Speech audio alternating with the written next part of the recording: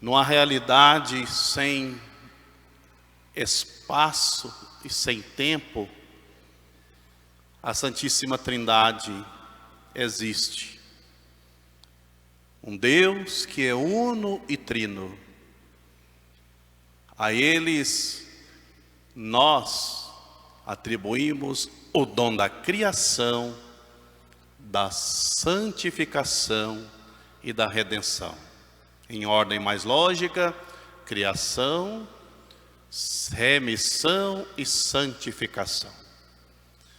Nesse lugar que não é lugar, nesse tempo que não é tempo, porque é chamado de eternidade, esse Deus que se ama, ou esse Deus que, para manifestar o seu amor, não poderia ser único em pessoa, o Pai, num ato forte de conhecimento, ele gera o Filho, e o Filho manifesta o seu conhecimento ao Pai. E nesse consciente profundo de amor um pelo outro, eles se amam. E um amando o outro, desse amor procede o Espírito Santo. E esse Espírito Santo, no ato de amor, se relaciona com o Pai e se relaciona com o Filho. Pai, Filho e Espírito Santo, três pessoas. Pai é Deus, Filho é Deus, Espírito Santo é Deus. No entanto, um só Deus. Por quê? Porque na natureza de uma é a natureza do outro, é a natureza divina. Padre, mas por que, se Deus tem o Pai, o Filho e o Espírito Santo, são três pessoas, mas é um só Deus? Porque nós temos não sei quantos milhões de homens, quantos milhares de mulheres sobre o mundo. E o Zé é homem, é uma pessoa. E o divino é uma pessoa. E a Maria é uma pessoa. E o Padre Edmilson é uma pessoa. No entanto, são quatro pessoas, igual os três da Santíssima Trindade. Mas não é um só homem, como Deus é. Eu sei responder isso muito bem, porque eu bombei nisso na prova de Deus Unitrino e o Padre me ensinou depois. Porque falta em Deus, aliás, falta a matéria em Deus. Deus é puro Espírito e na eternidade não existe o princípio de individualidade, porque o princípio de individualidade, esse é um, esse é dois, esse é três, esse é quatro, e são quatro pessoas, e são quatro homens, não quatro pessoas e um só homem, porque temos matéria, e na matéria a gente pode individualizar, na nossa natureza humana, cada um é um, cada um é um. Formamos a natureza humana, temos a natureza humana, mas cada um na mesma natureza é uma pessoa. O que é uma pessoa? É a existência racional de natureza. Uma pessoa é uma existência racional no princípio de individualidade. Uma pessoa é um indivíduo repleto de conhecimento e vontade.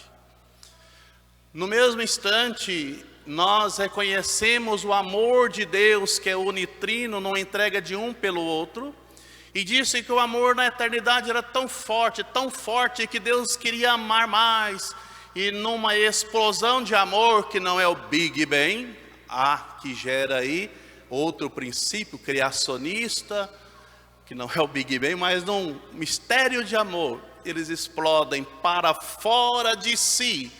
Aí os teólogos começam a estudar a Trindade dentro de si e a Trindade fora de si. E quando foi a Trindade fora de si? Quando ela explodiu na eternidade, o Pai e o Filho e o Espírito Santo deram o sopro da vida e criou o mundo, e criou tudo que nós sabemos, conhecemos, no qual nós vivemos. Nesse ato de amor, Deus também cria o homem E esse homem, por maldade, por tentação, por insegurança, por orgulho, por desobediência, diz não a Deus. E dizendo não a Deus, entra o pecado no mundo e ele rompe com Deus a amizade. Mas Deus continua amando o homem. E quando chega a plenitude dos tempos, o Pai, na força do Espírito Santo, envia o Filho sobre a terra.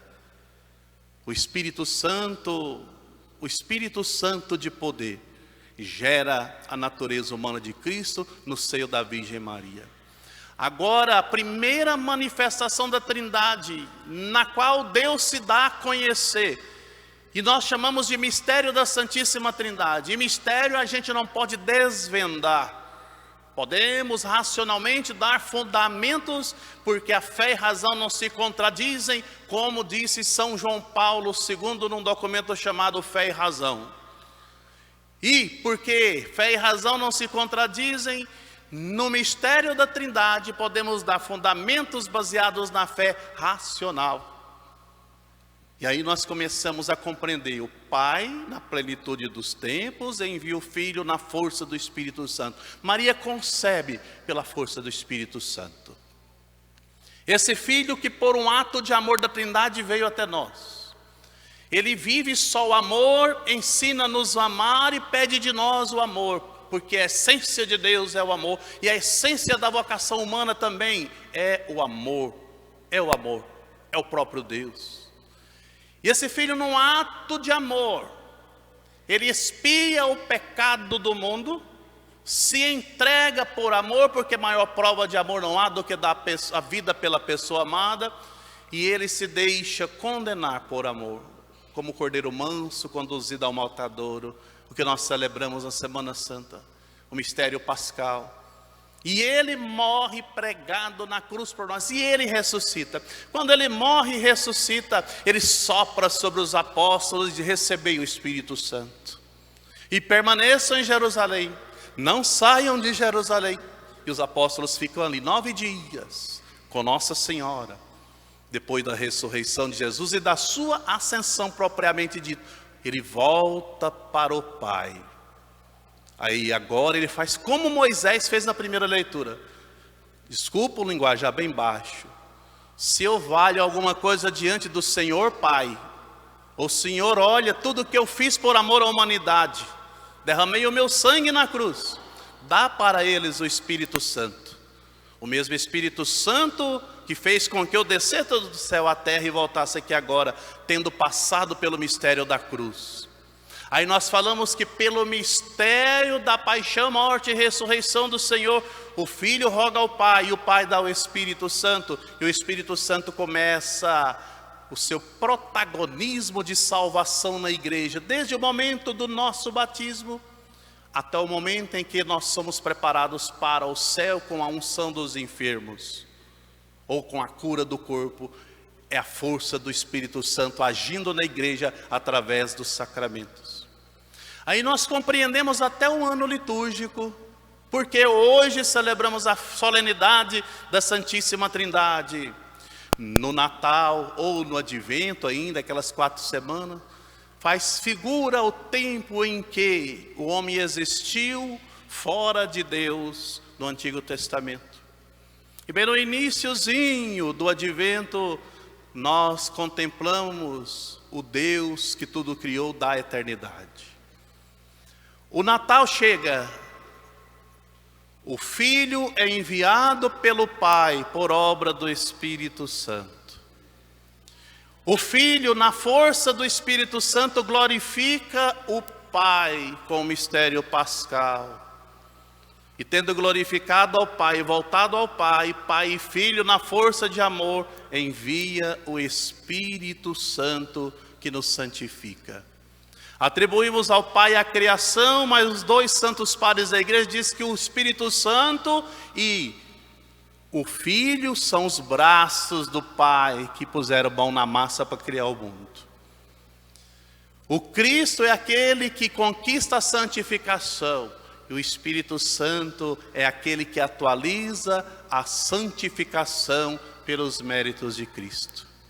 Aí sim, Natal, solenidade do Natal, o nascimento do Filho de Deus. A Páscoa, a ressurreição do Filho de Deus e a volta aos céus. Pentecostes, a vinda do Espírito Santo. Tanto no Natal, grande solenidade que nós temos, repito, é a ação da Santíssima Trindade. O Pai envia o Filho por obra e força do Espírito Santo. O Filho é enviado pelo Pai no mistério pascal, na Páscoa propriamente dita celebramos, mas que toda missa é Páscoa, toda liturgia é Páscoa. Na Páscoa, o Filho se oferece ao Pai por obra do Espírito Santo. E quando ele volta ao Pai, mais uma vez, o Filho pede ao Pai que envie o Espírito Santo a nós. Natal, o Filho é enviado por obra do Espírito Santo. Na Páscoa, o Filho ressuscita por obra do Espírito Santo.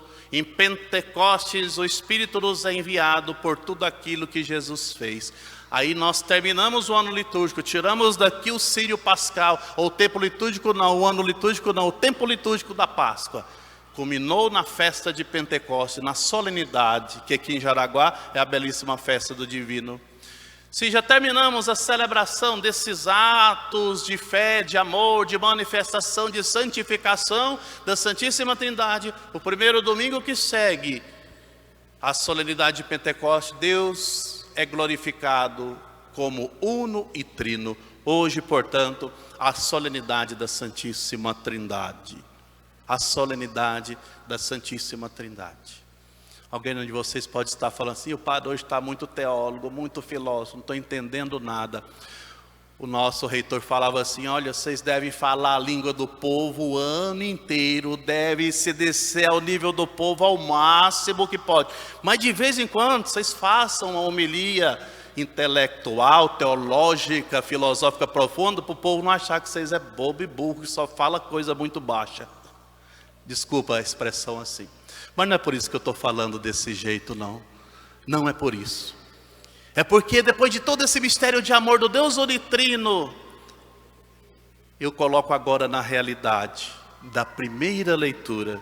E quem é esse Deus unitrino? Não precisamos ficar quebrando a cabeça, porque se é mistério, lembro-me bem, estudamos, é a matéria maior na teologia, porque é o mistério central da fé, nos diz o catecismo. E esse mistério central da fé do Deus unitrino, depois de termos estudado 90 aulas, parece que eram 6 créditos, era a matéria mais extensa que tinha. Depois de estudarmos tudo, para explicar tudo, falar tudo isso, tantas outras coisas, ele falou para nós: basta dizer glória ao Pai, ao Filho e ao Espírito Santo. Só tenho a dizer isso, o padre, nos disse o padre teólogo formador. E o que mais importa, citando a leitura, é o que nós encontramos aqui na boca de Moisés, no sentimento de Moisés, no conhecimento de Moisés. Ele se levantou bem cedinho, pegou as tábuas de pedra, foi até a presença de Deus. Nós também, meus amados irmãos, amadas irmãs, acordando bem cedo, abrir o coração, tirar a tábua de pedra na qual foi escritos os mandamentos de Deus e deixar Deus escrever os mandamentos, ou continuar escrevendo os mandamentos no coração de cada um de nós, para sermos imagem e semelhança de Deus na sua essência, no seu amor e na sua liberdade. Não valha para nós o que foi dito também aqui nessa leitura pelo Moisés quando pediu pelo povo. Povo de cabeça dura, já erraram tanto contra o Senhor, mas mesmo assim, Moisés, conhecendo os atributos de Deus, na força da humildade, porque ele disse: eu sei que eu não sirvo para nada, mas se eu tenho um moralzinho com o Senhor, eu te peço, Senhor, Senhor, Deus misericordioso, clemente, paciente, rico em bondade e fiel. Primeiro Moisés reconhece tudo que Deus é e tudo que Deus pode. Aí, numa atitude de humildade, ele se lança no chão, com o rosto por terra. É um ato litúrgico que se faz até hoje. Nos mosteiros é muito comum. Quando nós somos ordenados, o diácono, o padre, o bispo, um religioso que vai se consagrar, deita no chão com o rosto por terra, se humilhando na presença de Deus. Quando você faz adoração sozinho no seu quarto, se quiser fazer também, é ato litúrgico de prostração, se chama, na presença de Deus, de esvaziamento, de aniquilamento, de entrega total, de abandono na mão do Senhor. E Moisés fez isso, se abandonou aos pés do Deus que é misericordioso, bondoso e compassivo, e começou a clamar pelo povo. Se é verdade que eu gozo de algum favor, se eu tenho moral com o Senhor, eu peço, caminha conosco. Vejam bem, amados irmãos e irmãs, uma homilia enorme de doutrina, de teologia, de coisas dogmáticas, etc. Mas para mim hoje, na minha maneira de ser, eu só falaria para vocês, como Moisés: saiba que nós temos um Deus compassivo, clemente, misericordioso, paciente, rico em bondade e fiel. E se nós nos abandonamos nas suas mãos com humildade, Ele caminha conosco, Ele não nos abandona. Diante do mistério da Santíssima Trindade, peço você, fica de pé. E nós só podemos terminar essa homilia com toda a igreja dizendo assim: glória seja ao Pai, glória seja ao Filho, glória ao Espírito Santo, sem o amor também. Ele é um só Deus em pessoas três, agora e sempre, sempre. Amém. Creio em Deus